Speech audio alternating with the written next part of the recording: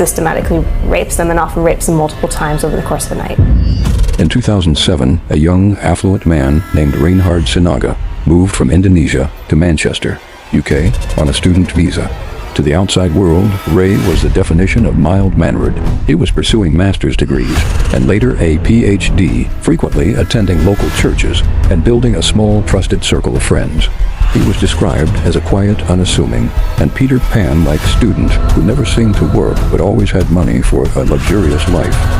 He was the student no one suspected, a quiet foreigner studying sociology, living in a flat on Princes Street, just a short walk from Manchester's bustling gay village and nightlife.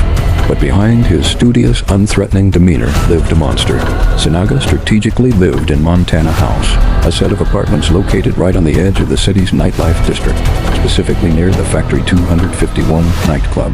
In the early hours of the morning, while most people were sleeping, Sinaga would leave his apartment and prowl the streets, looking for vulnerable young men who were drunk, separated from friends, or looking for a place to wait for a taxi.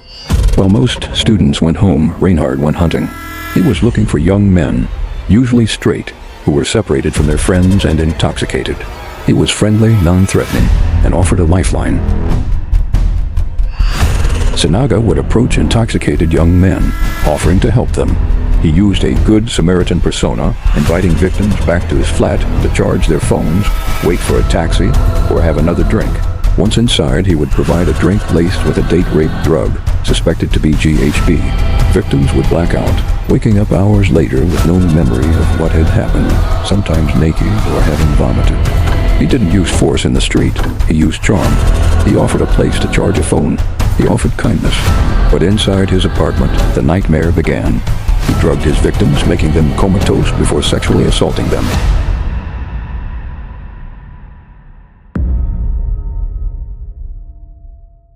The nightmare trophies and turning straight men. For over 2 years, and police believe, nearly a decade in total, Sinaga operated with complete impunity. He didn't just assault his victims. He filmed hours of his crimes, storing over 3 terabytes of data equivalent to 250 DVDs or 300,000 photos. He kept their personal belongings, phones, IDs, and watches as trophies. He boasted to friends via WhatsApp about turning straight men, referring to himself as Super Ray, saving them from their girlfriends. In June 2017, Sinaga's reign of terror ended. His final victim was an 18-year-old who woke up mid-assault. The teenager fought back, beating Sinaga, and managed to flee with one of Sinaga's iPhones. Police initially arrested the teenager, but upon reviewing the phone, they were met with a sickening discovery. The monster was caught when his final victim woke up, a 19-year-old athlete who fought back. The phone he took contained the key to the entire operation. I hit him. Finally, he lets go of me.